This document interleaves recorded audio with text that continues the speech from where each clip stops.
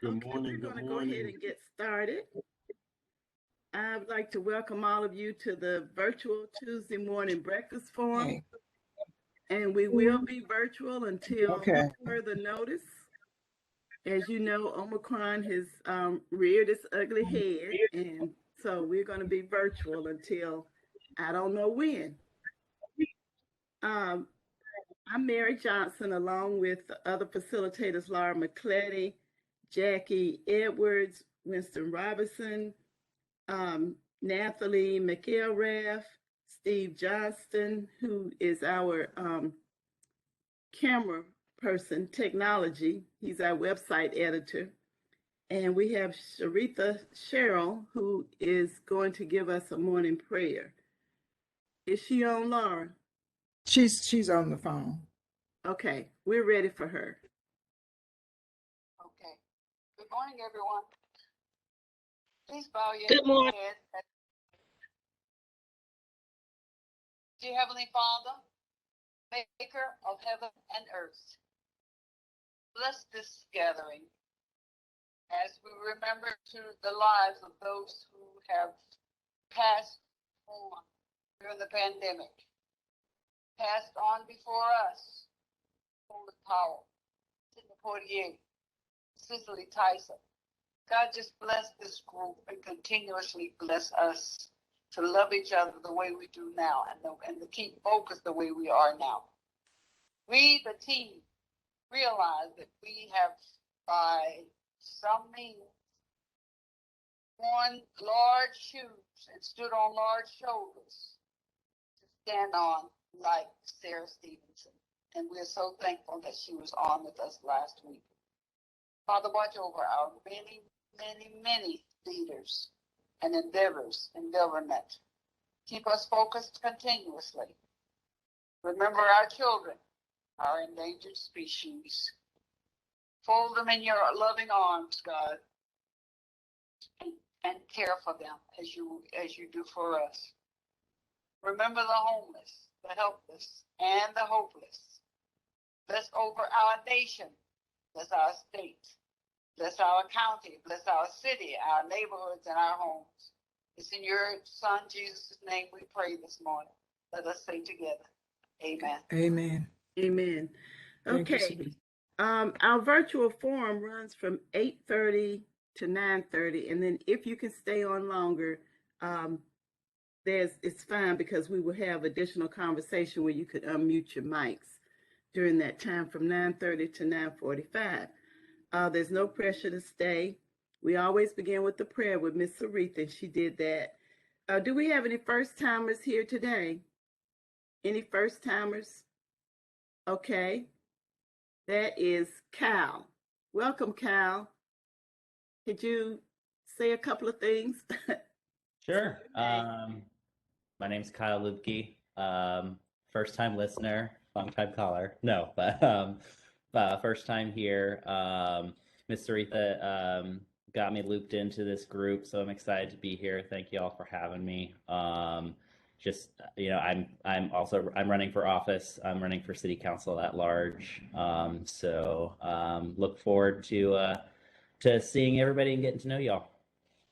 Okay. Do we have any other first timers? Okay. Well, welcome, Cal. Thank you, and come back every Tuesday. Let's see. Do we have any elected officials?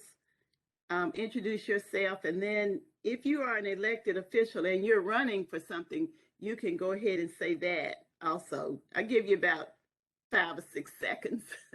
Okay. So, Understood. okay, Matt has his hand up. I see Matt. I see the two Jennifers, and I see Chris. So go ahead, Matt. Thanks, Mary. Good morning, everyone. I'm Matt Newton. I currently serve you as the Charlotte City Council member for District 5, and this year I'm running for District Court Judge. I'll be running for seat 16, which is the Osmond seat. Thank you, everyone, for your support. Thank you. Okay, Jennifer De La Hara.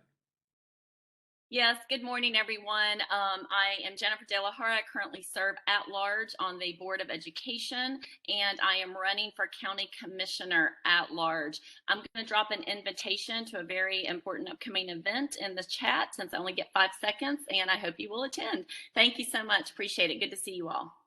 Okay, thank you. Be sure and put that in the chat. Okay, the other Jennifer. I shouldn't say the other Jennifer. I'm sorry, Jennifer Fleet. That's okay. I don't mind. Good morning. Welcome to everybody. My name is Jennifer Fleet. I am running for District Court Judge. My seat number is 15. That's how we'll be listed on the ballot. I will also put my information in the chat box since we just have a few minutes. My one important thing is just remember that we are countywide this year for district court, and that is a lot of ground to cover. So whatever help you can give us would be greatly appreciated. Thanks so much, y'all. Okay, thank you, Chris. Good morning, everybody. My name is Chris Basil. I'm a magistrate here in Mecklenburg County and have been for about the past 5.5 years. I, too, am running for district court for the recently vacated Kim Best seat. She was appointed to the Superior Court by the governor, and I'm looking to fill her seat on the district court when we get back to elections in May. Okay,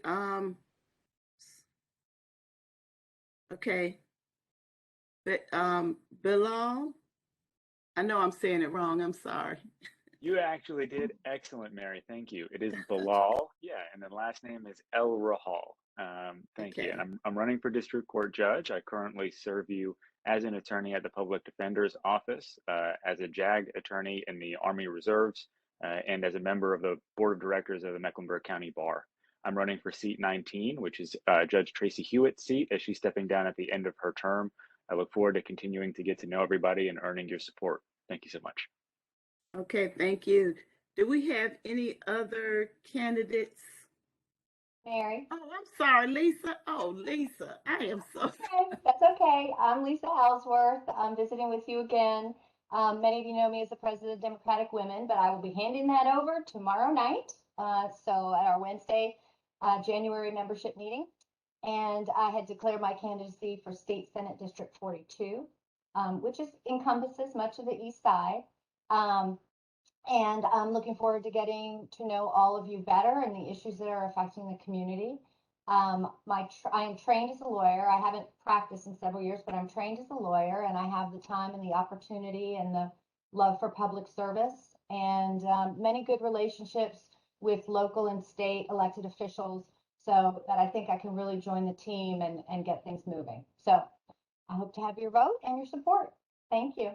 Thank you, Lisa. And you were an outstanding president of the Democratic Women. Thank you for your service. Oh, thank you for that, Mary. Okay. Okay, so we're going to move on. Did I miss anyone? Sorry to interrupt. I'm sorry. Ms. Johnson. Good morning, Madam Chair. This is Rhonda Patterson. I just want to say hello. Happy Tuesday to everyone. I am also running for District Court Judge, seat 21. I'm running for the seat that our beloved and longest serving District Court Judge, Judge Ricky McCoy Mitchell, is retiring from. It's with her blessing and support that I filed for her seat. So I too will drop my information in the chat for those who want to connect. I look forward to being on with you and hopefully working with you all through this campaign season. And good morning. I'm not available via WebEx. My name is Keith S. Smith. I'm seeking to fill the seat vacated by the Honorable Judge Reggie Knight, who was appointed to Superior Court. That is seat 18. I'm a child welfare attorney of 18 years with Mecklenburg County, helping to protect children and reunify families, and a former prosecutor of approximately 4 years. I look forward to meeting each of you. I'm scheduled for court at 9, so I'm going to have to log off. Thank you. Thank you. Good morning, everyone. Good to see everyone again. My apologies. I'm also on my way into court. Tim Emery, I'm a criminal defense attorney. I am running for district attorney in Mecklenburg County, and I'll put the website in the chat. Good to see everyone. Okay, we have Thelma Byers Bailey. Good morning, everyone. I'm Thelma Byers Bailey, Vice Chair of the School Board, and I'm running for re-election for District 2. Thank you. Okay, thank you. Now, did I miss anybody else? Okay. Our guest today is Miss Rachelle Latimer. She's an entrepreneur And she's also the CEO of Elite 360 Transportation, which is an Amazon delivery service partner. And she's the former North Carolina Department of Transportation satellite. She's the former CEO of the North Carolina Department of Transportation's satellite office for minority women and small business services. I hope I got all of that right, Rochelle. That's okay, all right. But we're Thank very you. happy Good to morning, have her. everyone. So I Okay. was responsible for opening the first satellite office for the Department of Transportation Civil Rights Office here in Charlotte that serviced the western part of the state. So that is there. But I am also the CEO of TRS and I Group. That's a full service diversity inclusion firm. Okay, thank you very much. Okay, we're going to let Rochelle do her presentation, and then following that, you can ask questions, but you put your question in the chat, and I will read your question, so you don't have to raise your hand. So you just put it in the chat. Okay, so you can take it away, Rochelle. Good morning, everyone, and thank you for the invitation to participate in your forum today. I participated quite a bit a number of years ago, so I've been a little absent, but I have tried to kind of sneak in when I can and listen in on your meetings. As a young person, I in my early 20s, I was introduced to the Tuesday morning forum, so I'm certainly excited to be invited today to participate.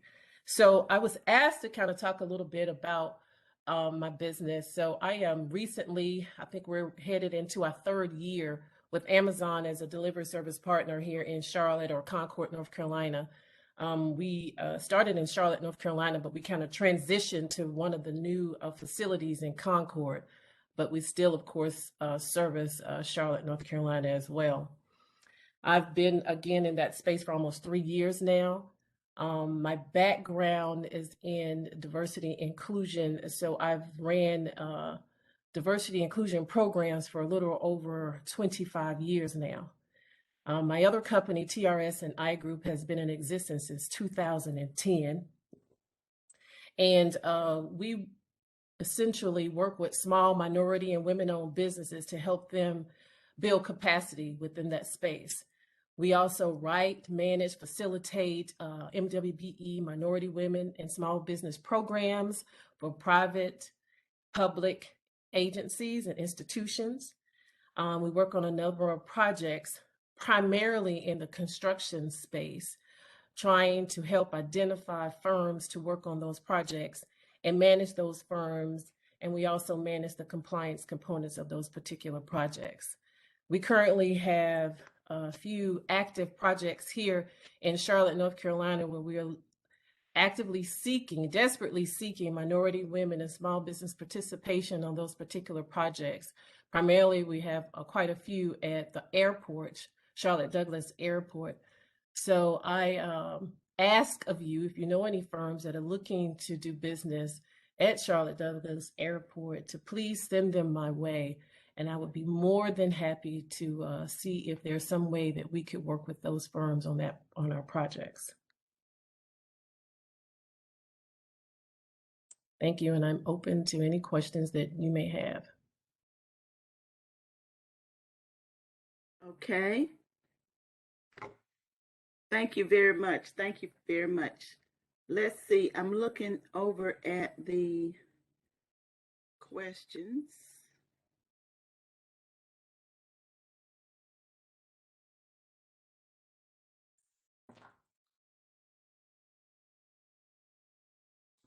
Okay. I don't have any questions in the chat, but I do have some questions that have been sent in by text message. And if you notice that Steve has my telephone number behind him so that people can text in questions, and some people have text in. I've got 3 that have been text in. Steve? Oh yeah, he's pointing to, okay, thank you.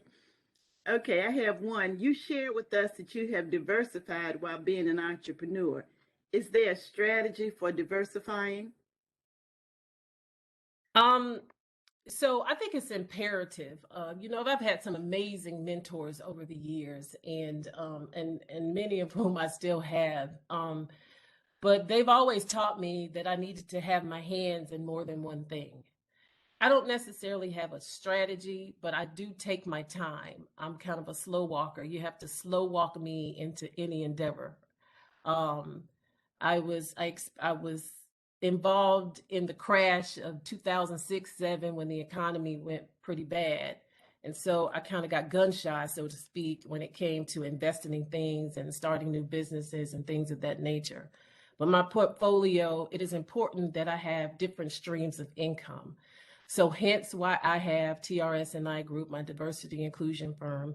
Hence why I have Elite 360 Transportation, which is our logistics transportation firm. We're again are a partner of Amazon. And then I have some other endeavors like I invest in properties. We have rental properties, or there are properties sometimes that we purchase and we flip. It just contingent upon what that doing. We have a new endeavor where we are actually building a hotel. So I think it's important that your portfolio has a number of different things, and so that you have money streams from different places. And oftentimes we dedicate those monies to different things. So for instance, I have one account that is my go-to account for when I retire, which will be soon. And those money is kind of my safeguard. I don't touch that money. There are other monies that I spend, when I want to travel and have a good time and take my family and friends places. And so I kind of dedicate different monies, and I have kind of a strategy as to so that I don't kind of mess with the money that's intended for my retirement. Okay. Oops. Let's see here. Do you find that we aggressively support you or other minority businesses? I don't think we do it as much as we should. A household that I grew up in is that we supported everyone. I think we could do better. It is important for me to always bring someone up with me. The main focus of my business, of course, is to build capacity for minority women and small business concerns. But I also am able to do the certification component. So it's important for me to be able to do that. I don't typically charge anyone to help them with their certification. And so people refer individuals to me all the time to assist them with their certification, or to kind of mentor them on their business, about starting a business, or about building capacity, or when they're having issues with identifying projects or contracts to work on. I have those conversations with them, and I think it's important that we don't always charge for everything. Again, a number of people held my hand and taught me a number of different things, and they continue to do that. So I think it's important that we give back. And I think it's important that we always support each other's businesses. And that doesn't necessarily always happen. Okay. Who are some of your mentors? One would be the late Andrea Harris. She's the one who got me into the diversity inclusion space. She was extremely instrumental in helping me to build my business and to build my confidence in this particular space. Manuel Zapata of Zapata Engineering. He is the one when I was the little 23-year-old and decided that I wanted to work in the construction phase, leaving, not at the time, but considering leaving the medical space. And he literally walked me through a number of processes with the Chamber of Commerce and other organizations that I was associated or affiliated with at that time.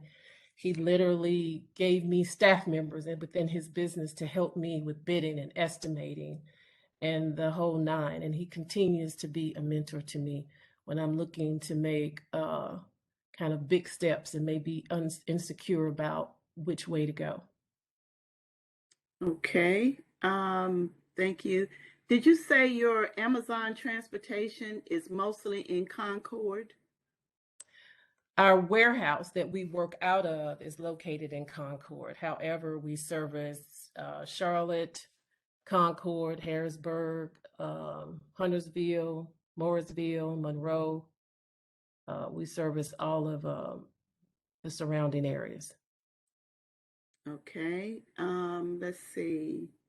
I have another one here. We heard about your relationship and other opportunities, Amazon and the airport. Are there other companies you have worked with? Yes. So we literally just finished working on the expansion of the Charlotte Convention Center. We just turned that over to the city and the CRVA last month. So we were responsible for all of the diversity outreach components, the compliance components of that particular project. That was a 120,000 square foot expansion to the Charlotte Convention Center. We worked on the Carolina Theater project. We worked on quite a number of projects. We have written the MWBE program for Greensboro, the city of Greensboro school system. We've done a number of different things, yes. Okay, I have another question on the phone here. Well, I have one on the chat. Let me ask that first. How many people do you employ? Depending upon what day it is, anywhere from 80 to say 130 people. Okay. Someone texted me, I understand you have worked with Elon Holmes. How do you have time with all these businesses? You find the time for things that mean a great deal to you. So Elon Holmes, we've worked with them for a number of years. And unfortunately, due to COVID, some of their programs have been halted. But one of the things we were instrumental in doing is Elon Holmes was responsible for the first ever extended foster care program. So through Top Ladies of Distinction, which is a community service organization that I am a member of, we were responsible helping to support and to build that particular program. The extended foster care program is for individuals 18 to 21 who have aged out of the regular foster care program, and they are looking to continue on their educational path. And so this allows them to be able to continue to have a place to live and some type of support system so that they can continue their educational path or possibly looking to attend some type of technical school to get some type of trade. But again, I was raised in a house that you always give back. And so that is just something we naturally do. And so we find the time to do that. Okay. Tim, you have your hand up. Did you have a question? Your hand is up. Sorry, I forgot to lower it after introductions. Oh, okay. Okay, thank you. Okay, Rochelle, were you able to utilize the DEI experience in a post-George Floyd climate to leverage your business opportunities? I would say yes.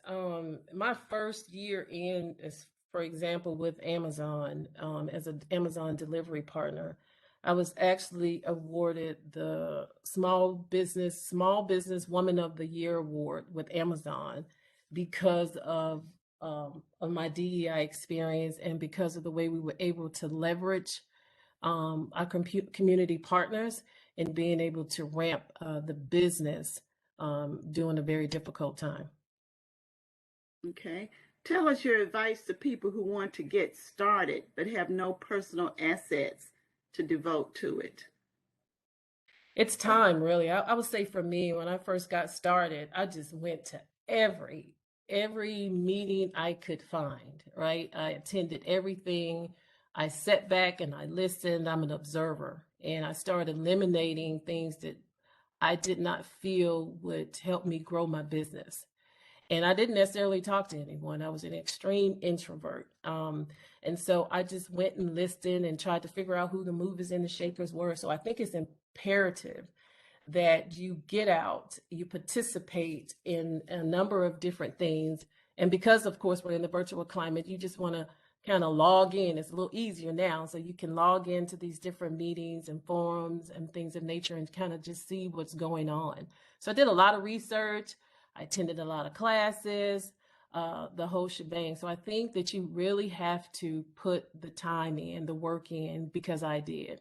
After a while, because I showed up at a number of different things, people started to be curious about who I was and what I was doing. So literally people started approaching me. Who are you and what do you do? So I think it's really important that you kind of get out there and get into the mix and just kind of see what kind of works for you and start asking questions. My mentors literally came to me. I didn't even go to them because I think what they saw in me, that I was committed, I was driven, I was hungry. I was literally looking for things to do and find my place. And then I stuck with them, and I checked in, and I asked a lot of questions. And so I think it's important to do that. But when you find someone who is showing interest in you and they give you assignments of things to do, you need to follow through and follow up on those things, because I have also been asked to help a number of people and they hadn't always followed up and followed through. And so, later on when they come back, you're not as open to give them your time because you don't want to waste your time because you have very little of it to give in the first place. So I think it's important to find someone who finds some interest in you, but do your homework. I always tell people the hardest job you'll ever have is working for yourself because you work all the time. Okay. We do have see. Do you reach out to young entrepreneurs, especially young women? You say, could I or do I? I'm sorry. Well, both. The question is, do you reach out to young entrepreneurs, especially women? I do. I don't discriminate when it comes to that. It doesn't really matter, but I absolutely do. Yes. Okay. Do you receive help from our elected officials? I can't say that I have. I can't say that I've asked either. Okay. What changes would you like to see in the business climate in Charlotte, if any? I think there needs to be a little bit more support. I think where we're struggling right now is that we have a lot of people in position that have I don't know how to say it, but they want to do good and they don't necessarily have the wherewithal to get it done, right? So we have a lot of people, like say for instance in the business development and diversity inclusion space, and they don't necessarily have the experience that they need.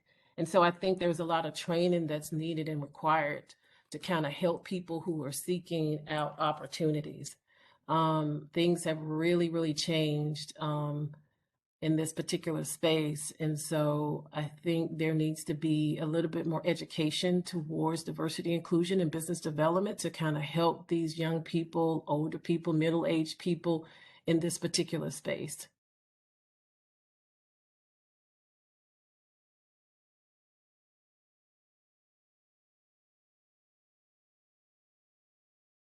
I'm sorry, I was talking and I was muted. I don't see any other questions right now. Do you have any last words for us? Just thank you again for allowing me to join you all today. If I could be of assistance to any of you, I will share my contact information in the chat, and I will be open to assist you all in any way that I possibly can. Okay, and thank you so much. We appreciate you for coming. And what we're going to do now, we're going to go ahead to our open forum. Yes, we're going to move on to our open forum, and you can unmute your mics if you would like to ask her any additional questions, or if you have something else that you would like to talk about. We're going to use the rest of our time for open forum. Atrium. Good morning. This is Jackie. I wanted to know, do you do any interfacing with the African American Chamber of Commerce? I have in years past. I haven't recently, but I certainly have in years past. Okay. They have new leadership. Okay. Thank you for that. I will certainly be open to reaching out to them. Thank you. You may also consider, I don't remember when the speaker was. Maybe it was October or November. Maybe someone can remind me of when the new president, when she came to speak. Does anyone remember? That wasn't Dr. Williams, was it? Is that the brain surgeon? Is that who that was? Yes. Yes. Yeah, it was maybe in November. Dr. Williams, yeah, and they definitely need some help in that area of, for the Chamber of Commerce, the African American Chamber of Commerce. So you might want to, if you look into our meetings that we've had, if you go to the website, you can see, and just look for Dr. Williams. That was our presenter, Rochelle. Okay, Yeah. will do. Thank you. And the two of you are such dynamic women, to meet each other, I just think would be great. Oh, thank you for that. All right. Mhm. Thank you. I think Chris had his hand up. Chris, did you have your hand up? No, ma'am. I was having some difficulty with my video. I'm sorry. Okay. Kim has her hand up. Kim Ratliff. Good morning. Good morning. I just say good morning to Rochelle. Good morning. We are both Independence High School graduates. She's much older than me, but I was there when she was there. So just wanted to say good. She likes to tell That's that out joke. of line, Miss Ratliff. That's out of Yeah, line. that's funny. Good morning, Kim.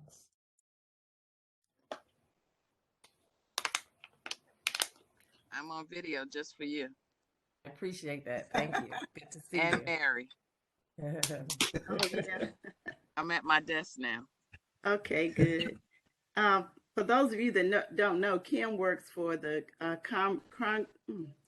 Congresswoman Alma Adams. I think we all know Kim from Alma's office. How's Alma doing? What's her update? We've got our State of the District Day coming up on January the 27th. We've got a town hall that morning and the State of the District that evening. So you'll be getting more details by the end of the week. Okay. I know Steve is looking forward to that. I am indeed. Got some yesterday. Thank you. That's great. Thelma, you going to give us a few good words about CMS? I know you all are dealing with Omicron, substitute teachers. We're dealing with so many things. You feel like it's whack-a-mole. We can barely hear you, Thelma. Oh, I'm sorry. I said we're dealing with so much at CMS. I feel like sometimes it's whack-a-mole. You can't solve one thing for 5 others pop up. So, but yeah, Omicron. Everybody keeps thinking, well, it's going to stop next week. So why don't you just go away and then come back when it's over? But we can't tell when it's going to be over. And these kids need to be in classrooms. But we're looking for people to help us because we have so many absent people that are out. I'm not sure why people are getting sick with this because it's supposed to be a lighter version of the virus, but we've got more absenteeisms than we can deal with. We've got people in the front office that one school had nobody in the front office one morning. We've got teachers that are out. So we're looking for volunteers. We're looking for people to sign up to be subs, whatever you can do to help us keep the classrooms going, because we want the kids in the classroom. We know that's the best place for them to learn, but we've got to have people in the classroom with them. You know, Thelma, the Omicron is a lighter version of the COVID, but it's also more contagious. That's what makes it so bad, is that it's more contagious. So I guess we're struggling in every area. We, got bus drivers out. We've got cafeteria people out. Thelma, Thelma, I just want to go one more step in that. And has the state ever, or have you all ever approached the state about letting retirees work? Because I know a lot of people, not me, but I know a lot of people who would like to work, but the state has restricted us from working as a retiree, from working full time. Even if you have thought about having two retirees to cover one class, they both could be half-time teachers. That's something, thank you for raising that up, Mary, because, everything that we can think of to where we are restricted, then we need to lobby the legislature, to lift some of these restrictions so we can get the job done. So, we've been crying for people to come help, and that, in my mind, that was not a place I was looking for. I was thinking, retirees, you all know how to do this, just come help. But I didn't think about letting them come back full time. So thank you. Put that on my legislative agenda. And even if they can't come back full time, maybe you could use two retirees with two retirees, both half time, sure, to cover one position. Can I say something? I want to say something, Mary. First of all, I know that Winston Robinson is an entrepreneur, and I don't know who else is on our phone that's an entrepreneur. I mean, on the WebEx or on the phone that's an entrepreneur. But as you all can see and hear, we talk a lot of politics. We had a lot of politicians and candidates on this morning, and we are known for working with the school board or having them to present or whatever. But we're interested in knowing through Tuesday Morning Breakfast some about entrepreneurs in Charlotte as well. And we are soliciting for an entrepreneur to come on from time to time. And that's why we had invited Rochelle to come on. We asked her to come last year and to come on and just share with us some information about her business.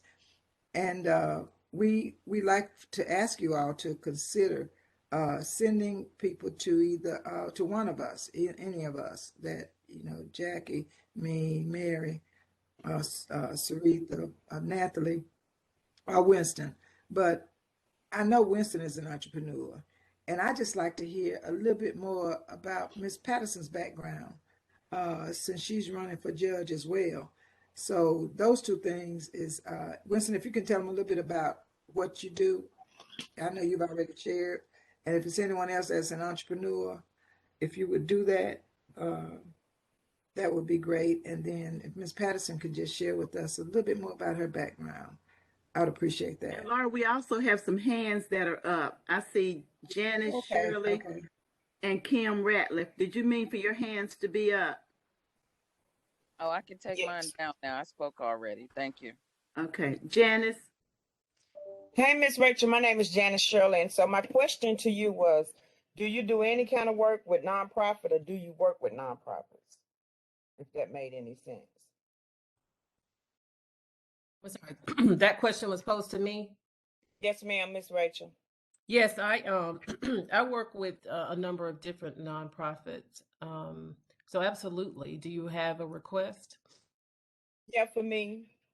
Just to look up some stuff. I'm also an entrepreneur. I have transitional houses. I do what we call them shared living. I don't like to use boarding houses because people get a bad taste when you say boarding houses, and my transitional housing or shared living houses is nothing like the boarding houses that I've seen here in Charlotte. So I place mine a step above other people's. There you So, go. yes. Very good. So my contact information is there, so please feel free to reach out to me. And Okay. and Rachel, Miss Shirley attended Myers Park. All right, good. That's even better. Thank you, Ms. Jack. Winston, you want to share? Sure. Well, let me just pose this this idea to the group and forum. I think this is the ultimate platform to kind of link entrepreneurs with this the political, I guess, lane that we occupy in this space. Because as an entrepreneur, and I'm sure any other entrepreneurs of color can share this sentiment, it feels like we have to scrap it out so much. While there is lots of support and government business and all of these things available that we don't know about. So I would love to, I guess, open that space of getting local government in those in that business area to show what items of support they can offer to their business community, if that makes sense. So, Ms. McCletty, I think, again, with entrepreneurs of color, it just feels that the opportunities that are presented are not for us and all the time. So it would be comforting and it would be very advantageous to have local people who work in local government to present some of those ways of building entrepreneurship for entrepreneurs of color, if we could. Winston, County Commissioner Vel Malik used to have a monthly meeting at the Government Center for Entrepreneurs, and she would have people from all segments of the city and county government there to talk to entrepreneurs about opportunities and also about getting different licenses and how to come together because a lot of the projects were, they didn't have the manpower for. So how people can come to entrepreneurs with two businesses can come together to get a contract for a larger project, that kind of thing. And so since we've had the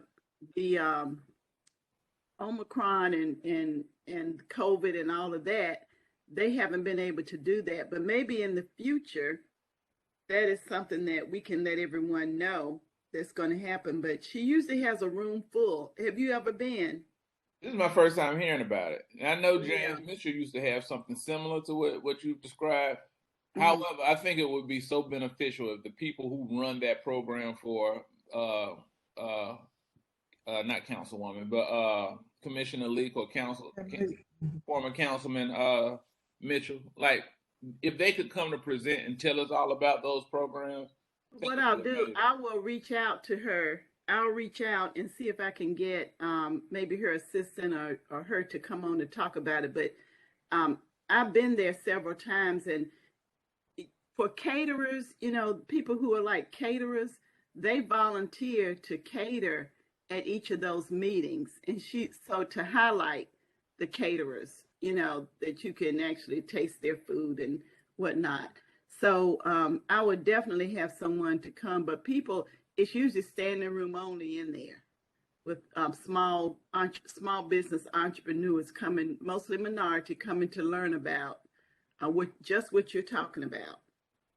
Okay, I see another hand. Miss Mary, this is Dr. Yo. I just wanted to share with you that I've attended those, and she switched them to the Valerie C. Woodard building, and they are right. exactly, yes, ma'am, they are exactly what you shared. They're awesome. That's right. She even had she always has a guest speaker, and one of the speakers was Mr. From Black Enterprise Magazine. I can't think of the man's name. It was his son that came.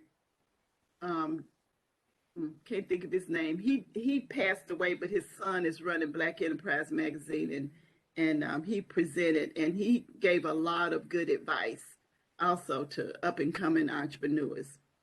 So can we Okay. get the Mary? information for that? The days and the time, do they still meet or are they doing Zoom? I'm going to find out today. I'm going to find that out Okay. today and see if we can get someone to come in, because that was, even though I'm not a small business person, I actually went every time, and it was wonderful to hear what people were doing. Mary? Okay. Uh-huh. Is someone ahead of me? This is Jackie. Yeah, I had Jennifer De La Hara, and I also had Matt Newton. Okay. To speak, Just Rachel wanted- Latimer wants to say something as well. I saw her waving her hand. Okay, let me get Jennifer and Matt, and then okay. And then Rhonda Patterson. I see her. I just wanted to briefly suggest that maybe we could invite CPCC to attend. You know, they have their small business center. They're on where they help folks to get a business established and go through the legal paperwork and payroll and sort of walk through. So that might be an option too, to have a representative from CP come out and talk to us. Oh, that's great. That's a good idea too. Yes. Matt? Yeah, Mary, I'm going to follow up with you as well after the meeting, because workforce and business development is one of the specific focus areas of the city. We have programs and grants that are specifically geared and directed towards MWSBEs. And so I'd like to get you in touch with members of our economic development department, because I think it would be helpful if they could be on one of the calls here or in a meeting in the future to explore the options that the city has for our community. So I just wanted to interject that, and I'll follow up with you about that as well. Yeah, let's follow up about that, because that's another one. So we have Bill Malik's small business. I think she calls it the Small Business Consortium or something like that. We have CPCC, and then Matt, you have something with the city. Those are three good ones. Okay, Rhonda? Hello again, and thank you, Ms. McClady. First, on the entrepreneurship side, I welcome any questions or any way that I can help folks, even individually. I've been blessed to build a small law practice, from a small practice to a bigger practice over the past decade. And I think my story is one that speaks to just trying to be authentically you and building a business that surrounds the stuff you're really passionate about. I'm from Eastern North Carolina. I've been in Charlotte about 13 years now. And so my practice was really built around the stuff that I care about, which is families, fatherlessness, especially in communities of color, single parents, and really trying to help people become better co-parents. So my practice is really all high conflict custody and divorce work. That's why I'm so casual right now. I'm in a trial prep session for a big trial that's coming up. I'm presenting on this thing. So that's the work that I do is on the. Okay. I think maybe someone's not muted. That's the work that I do on the custody and divorce side. I've been able to practice in courtrooms all across our county, across our state. And I'm really excited about having learned, I think, what it takes to be a good judge and going to be a good judge. Our citizens deserve that. That's judges that are smart and impartial. They exercise their discretion without favoritism. That's the stuff that matters to me. So I don't want to take up much time, but I'm happy to connect with folks offline, and certainly will continue to come back so that you can get to know more about me and I can learn more about you as well. Okay. Thank you. Okay, do we have, I don't see any other hands up at this time. Okay, I want to say something. I want to say figure out how to raise Go my ahead, hand. Jackie. I'm sorry. I wanted to mention that on next week, we do have John Hamm and Kevin Price coming from the Minority Economic Development Group. That's going to be at not Central Piedmont, but at UNC Charlotte. And that is the program that Andrea Harris used to head, Miss Latimer. And I also want to mention that Bobby Drakeford about a month ago did like a 2-hour Zoom call on economic development. He had persons there from the city, the county, and from the school system. And if you go to the Black Political Caucus, you can see some of those folk that were presenting there. And in the meantime, you could look at that until we here at the breakfast forum can bring some folk on, because we are about to go into the political side of the breakfast forum. But we are into having folk involved on all community issues. Is John still on? I don't see him. John Hamm, I don't see him either. Okay, I know he was on. Okay, I do see Martha Alexander on, and thank you so much, Martha, for coming. Martha was a former state legislator, so thank you so much, and longtime friend. Miss Mary, I know I kept seeing Rachel Latimer, the speaker's hand, well, not raised, but trying to get a word in. Rachel Latimer. Our speaker, yes. I don't see her hand up. I couldn't figure out how to raise my hand on this platform. Oh, okay. I'm sorry. She was doing it the old Baptist way. When you just stick a the finger. old-fashioned hand. Okay, I need to look out for that too. I'm sorry. I'm sorry about that, but thank you, Winston. So I just wanted to add to that in regards to the different agencies who have these supportive services units, right? So the North Carolina Department of Administration has a program. The Department of Transportation has a Civil Rights Office. The City of Charlotte, of course, has their CBI program. As they stated, Central Piedmont has a program. So a number of different agencies have the supportive services unit. Everyone just needs to find them, right? And so you can literally just go out there and go on Google and find these different agencies. But for instance, the Department of Administration is called the Hub Office, HUB Hub Office, right? The Department of Transportation's Business Development Supportive Services Office is called the Civil Rights Office, right? So literally, if you go to these different websites and go to the different agencies, they have a list of workshops for doing business with those particular agencies, right? And oftentimes some of those agencies will come together and they'll have workshops, and they're typically called something like doing business with the city, doing business with the government, doing business with public agencies. And so it's a wealth of information there. So if you literally just go to the different websites, you will find the different times, dates, locations of those particular agencies' workshops, right? And oftentimes they'll have links to the other agencies' websites on their particular website. The City of Charlotte does a phenomenal job of capturing the other websites of these other supportive service agencies. And there'll also be links there if you're interested in the certification components and different things of that nature. Okay, can you put that link in the chat if it's not in there already? I will. Let me see if it's here. I'll add it to that. Someone sent me a text too and asked me to mention just a little bit about flipping houses. So I'm not a master at it, but I have been doing it for a number of years now. So my strategy, and it could be, everybody has their own little strategy. My strategy is typically I identify foreclosed homes. I purchase foreclosed homes, and then I don't really have a master plan of how I do it, but some I keep and some I sell. And so I haven't been doing a lot in Mecklenburg County because the competition is really stiff here.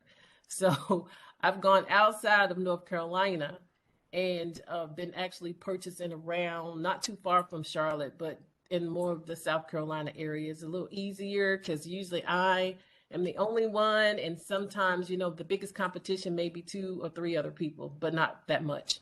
So that's what I do. I go into the rural areas and purchase houses in the rural areas, or lots of land or trailers or whatever it may be, and I resell them, or I rent them out, or I put other houses on those particular projects, properties, just contingent upon what that looks like for me. So if anyone, kind of want to have a conversation about that, I'm open to that as well. But again, I'm not a necessarily expert at it. I kind of do it for fun, but it is a lucrative business for me. It's kind of side business for me. Okay, Jennifer has her hand up. Yes, I pulled up a report just because I thought this would be an interesting statistic to share, sort of some good news from CMS as well. But this last year, Charlotte Mecklenburg Schools contributed $137.5 million spent with minority women and small business organizations. And I just wanted to lift that up because I don't think a lot of people think about CMS as being an economic engine. And if you follow our head of our supplier diversity department, Ms. Chiquitha Lloyd, she is really on it and really goes out of her way to connect with the community.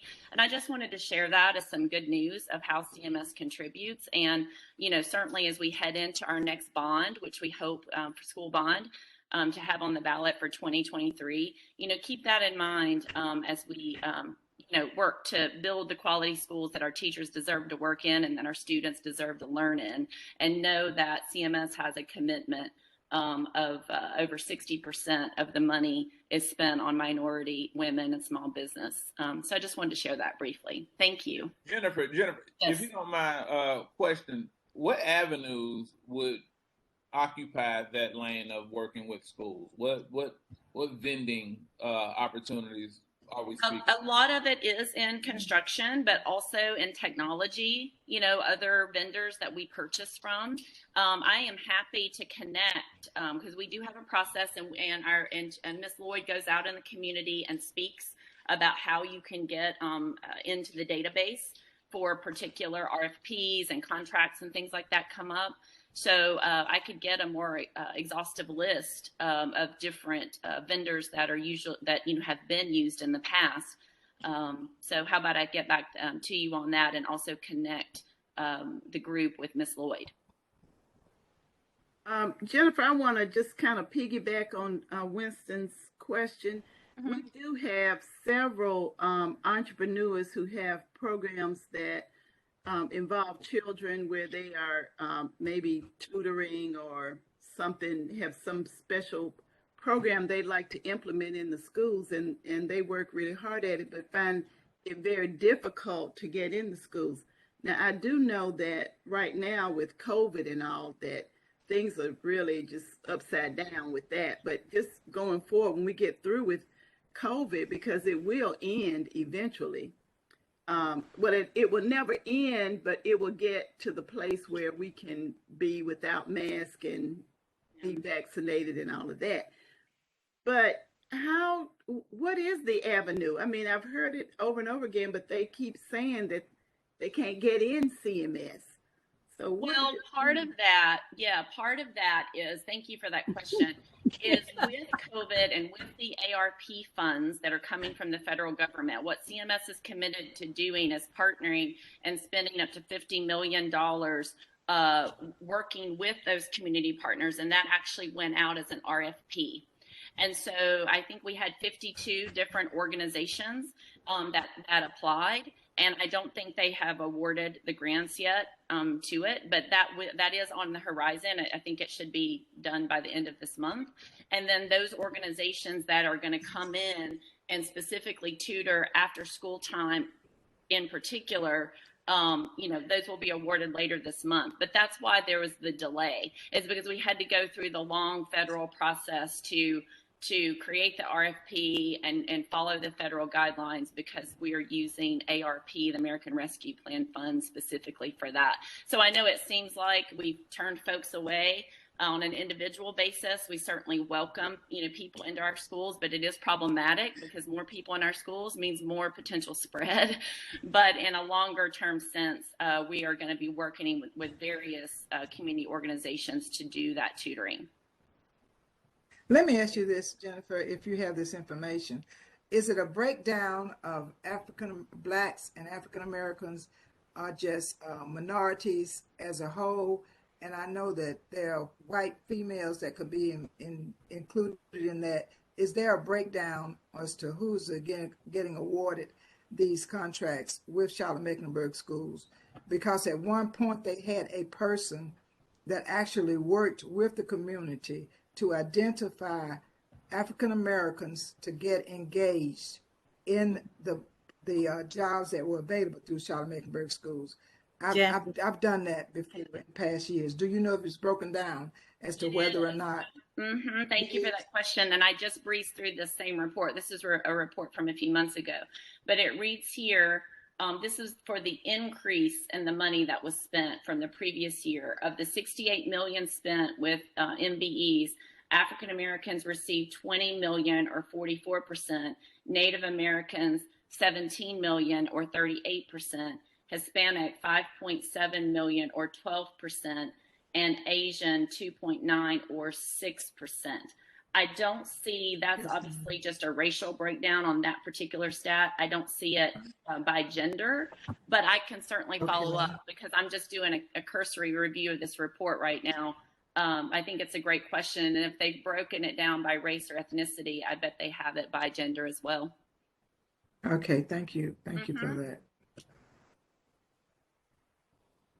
Okay, I'm looking for another hand. And there were just some information put into the chat from Matt and Rachel. I see that. CMS contact vendor list. Okay. Okay. Have a good day, Matt. And we just do want to. Michelle has to drop off now because as an entrepreneur, she's got to get to work. You know, entrepreneurs don't have hours. They don't work 9 to 5. Thank you, everyone. Have a good day. Thank you. Thank you. Thank you. Thank you so much for coming.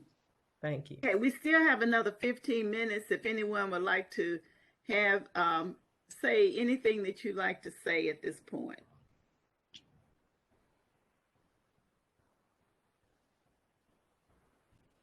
Okay. This shows us, I think this does show us that we need to get more involved with bringing entrepreneurs on, because we always go back to politics or to the schools, no matter what. See, Jennifer did provide us, and thank you for that information, Jennifer, you know, with something that's sort of glaring for us to see and understand that there is work being done, but so if that type of money was spent in construction with Charlotte-Mecklenburg schools, we know now that we can reach out to those entrepreneurs once we find out who they are and bring them on so they can be, you know, an example for others that may want to get involved. And I think that what in addition to what you're saying, Laura, the major thing is connecting the entrepreneurs with the powers opportunities. Yeah. And those opportunities are not, I mean, if we just have entrepreneurs, they would never know where to get those opportunities. So we need to, it's got to be a balance of both. People who can provide the opportunities or show how to get into a situation, you know. So we need both, really. Yeah. So I'm going to see if I can reach out to Velma Leake's organization about her small business consortium. That's what she calls it, a small business consortium. And I'm Winston, I don't know how you missed it, but I mean, it's usually standing room only, and it got so big that she had to move it to the Valerie Woodard Center over on Freedom Drive. I've never heard of it. But it's all about small business people, and it's mostly African Americans there who are in a small business or want to start a small business. And she has everybody that you could think about, from getting licenses to everything there, you know, to help small businesses. And Miss Mary, this is Dr. Yo again, just to share with Winston. If you send me your email address, drop it in the chat, I'll send you the email that Miss Doris Shivers, she had shared with me, and we attended. And the last one I attended, it was standing room only, and it was a phenomenal event that Commissioner Leake hosts and extends to business owners. And so if you send me your email, I'll send it to you, and then you can see how to kind of contact and get on their list, because they used to send out a list and letting us know when the next one is, and you sign up and check in. Okay. Thank you, Dr. Yo. Dr. Yo, have they been virtual with it since COVID?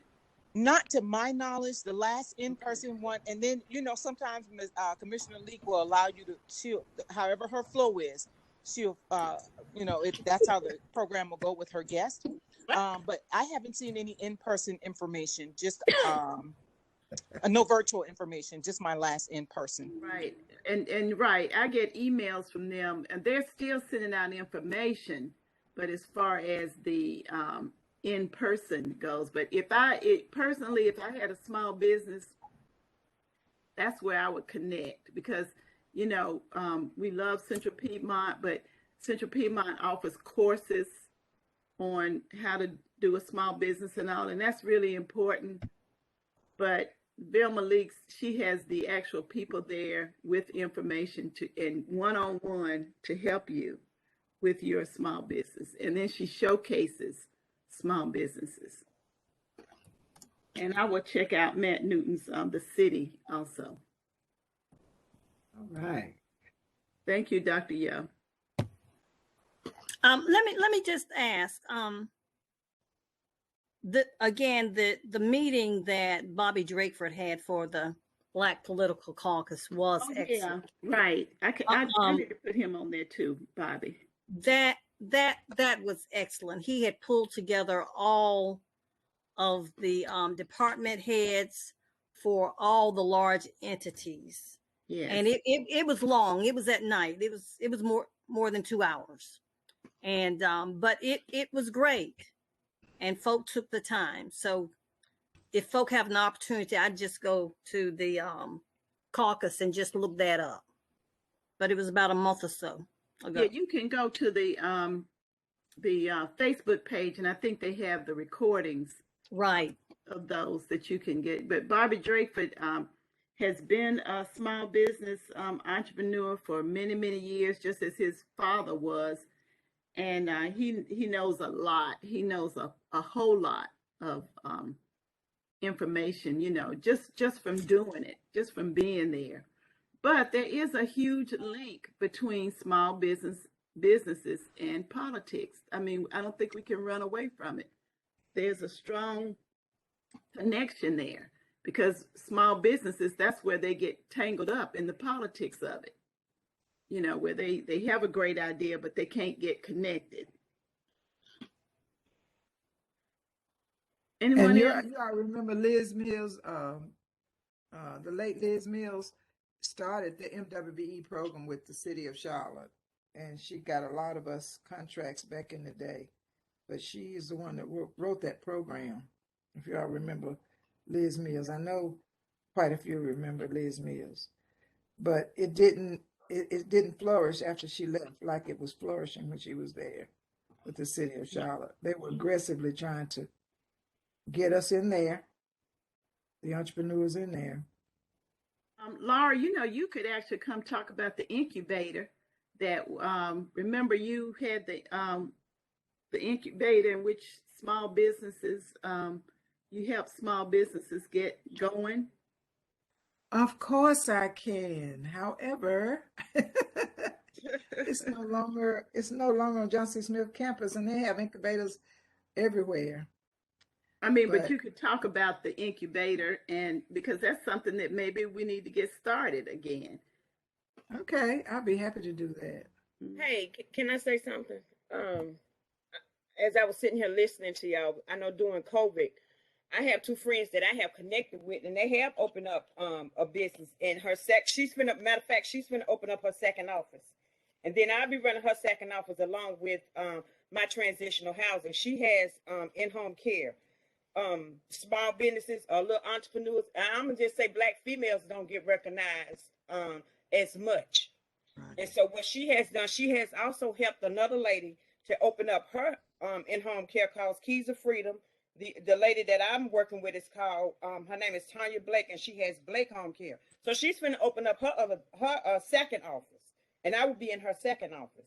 And so what we've been trying to do is not only provide in-home care, she's trying to set up a team of people where we're able to even go out and provide more services to them, where people that are qualified to provide service for people in the community, like mental health and substance abuse and of that nature, or just have a companion to maybe somebody just needs somebody to go out and do some shopping for them or take them out shopping. So we're trying to come together and put something together like that in the second office so that we will be able to better serve our own community. So like I said, during COVID, her office, she just opened up her office and she's going to open up a second office. So I think that's great. And then by the three of us partnering together, it has really blew my mind how how she has blown up. And then I was able to even get a second transitional housing, and then we was looking at apartment building because we still have some working homeless people out here that are going from the rooms in the inn through the churches, but you have some people that genuinely need somewhere to stay. We haven't been able to occupy women and children yet because we know that's another high level of insurance and a lot more other stuff go along with that. But we've been able to do individuals. So I just want to say that. Well, Janice, I know I want to get with you because, I'm doing a soft announcement. My son started he's an entrepreneur now. He has his own agency, his State Farm agency, insurance agency. He just opened up the 3rd of January. So I like to get with you to talk about opportunities for insurance, or have him to talk to you about it because I'm retired. Okay. So I'd like to get some information from you so I can talk to you about some of the housing, that you have and the insurance for the people. Okay.